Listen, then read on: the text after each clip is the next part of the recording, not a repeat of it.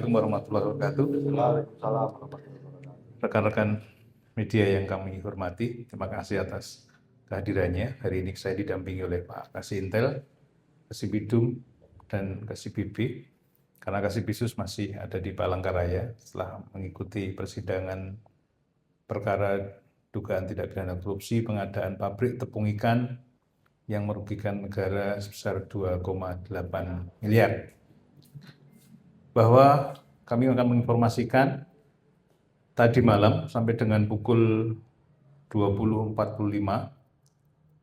Majelis Hakim Tipikor, Pengadilan Tipikor Palangkaraya telah membacakan putusan terhadap 4 orang terdakwa yang didakwa dalam dugaan tindak pidana korupsi pengadaan pabrik tepung ikan tahun 2016 dengan kerugian negara sebesar 2,8 miliar. Dengan amar putusan sebagai berikut. Putusan nomor 61/PIT/SUS TPK /2025/PN/PLK atas nama terdakwa Haji MR selaku Direktur PT Cipta Raya Kalimantan. Dengan amar putusan terbukti secara sah dan meyakinkan bersalah melakukan tindak pidana korupsi secara bersama-sama sebagaimana dakwaan primer.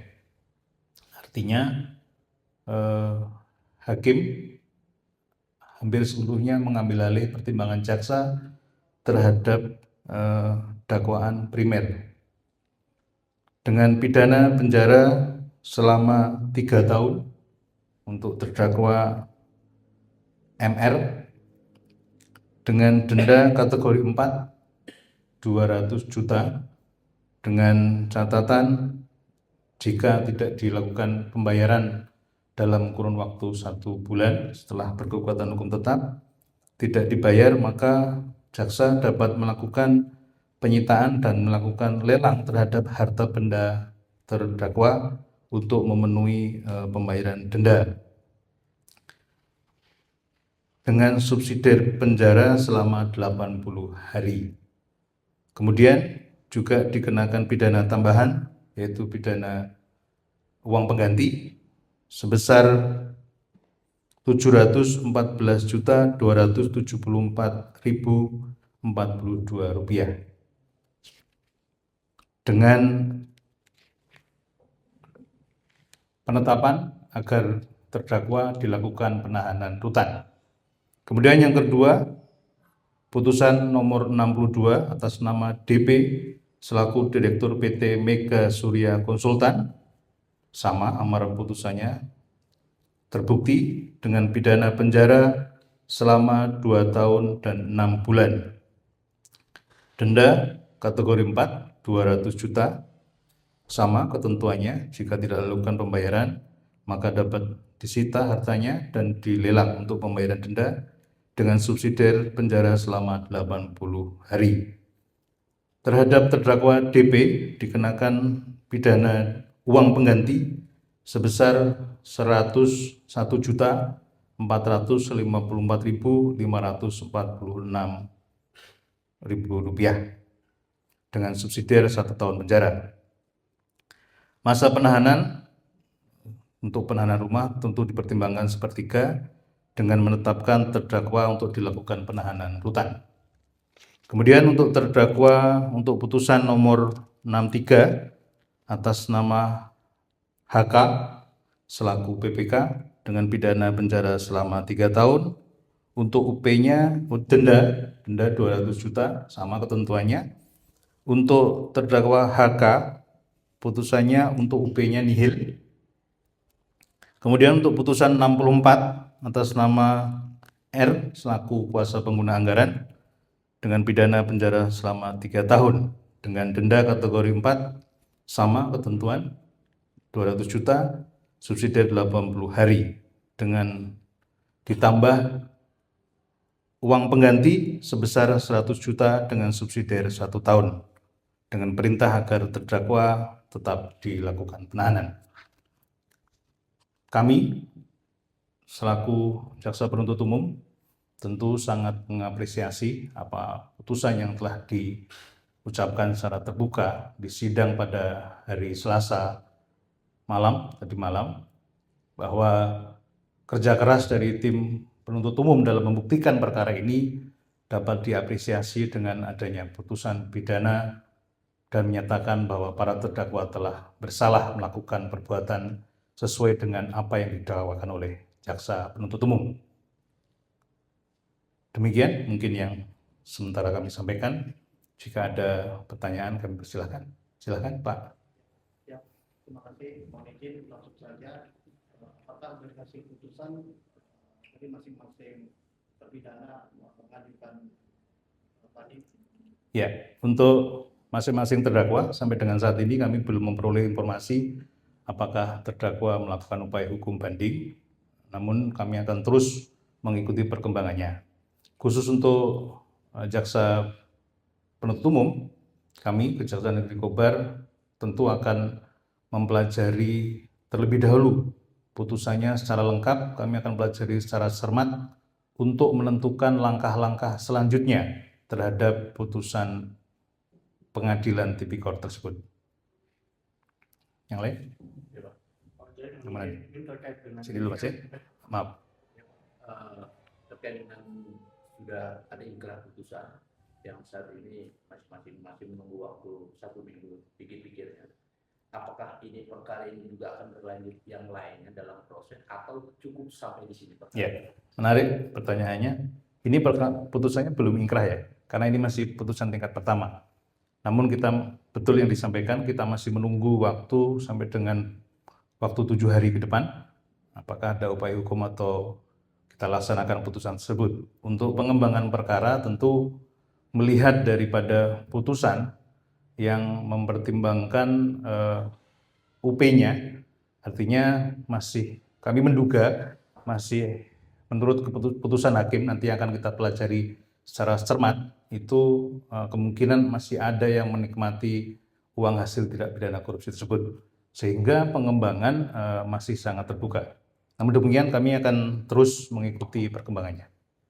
Silakan Mas. Pak, mungkin terkait dengan hasil putusan ini.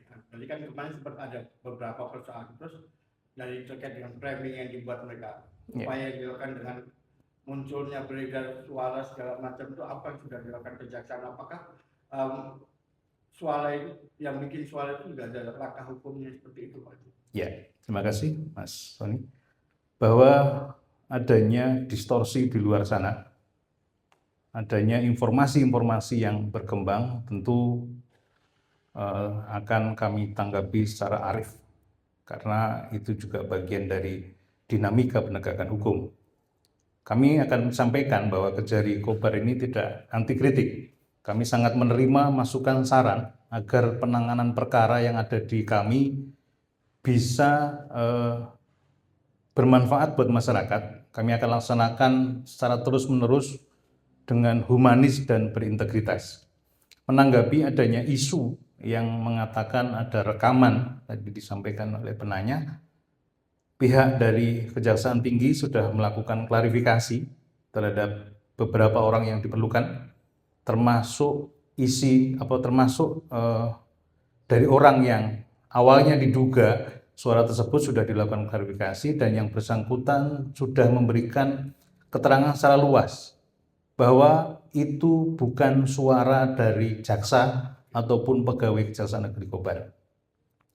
Mereka melakukan pembicaraan itu di luar sana, membicarakan, bahkan terinformasi, kami pun tidak mengetahui karena itu klarifikasi tertutup dari Kejaksaan Tinggi, dan sudah disampaikan juga di sana press release-nya, bahwa mereka membicarakan itu antar mereka saja, antar mereka mengenai penanganan perkara.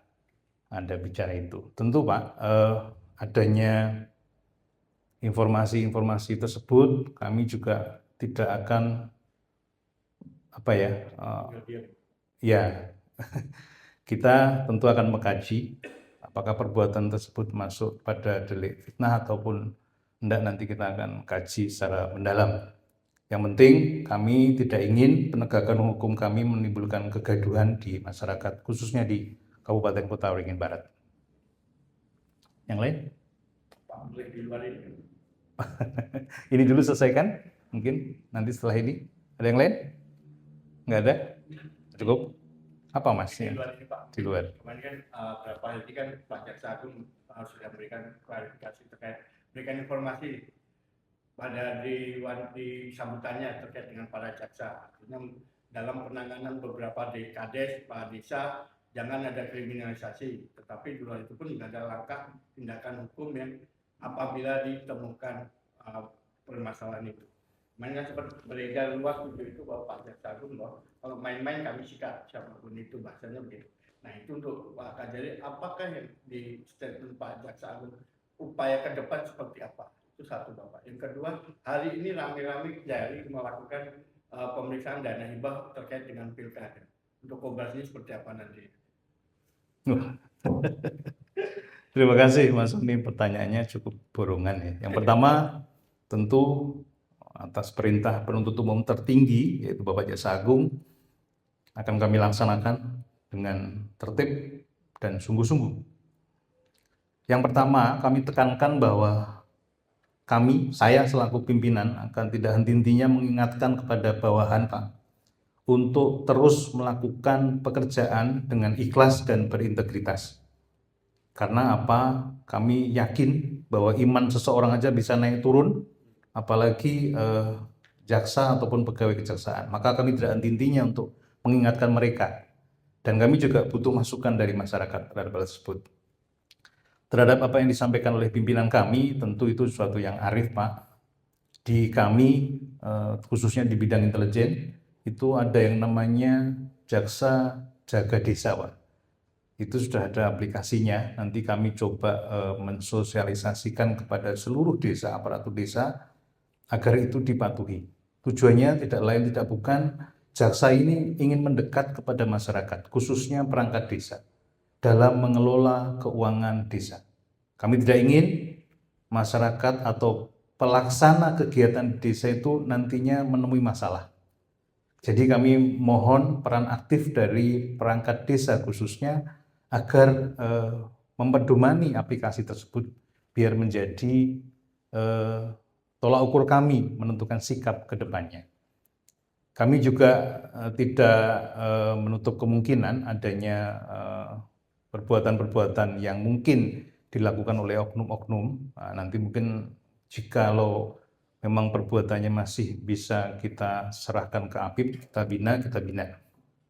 Kalau memang sudah keterlaluan, seperti pesan pimpinan kami, ya memang perlu kita tindak, ya kita tindak. Demikian. Tadi yang kedua apa tadi? Oh iya. Tentu penanganan perkara itu kita nggak boleh latah ya istilahnya. Tapi apapun itu, masukan peran serta masyarakat sesuai dengan peraturan pemerintah itu ada PP-nya. Kami akan terus mengajak masyarakat memberikan masukan kepada kami jika menemukan hal-hal yang sekiranya ada penyimpangan-penyimpangan. Tidak menutup kemungkinan terhadap hal yang sifatnya dana hibah. Demikian Mas. Cukup? Terima kasih ya. Assalamualaikum warahmatullahi wabarakatuh.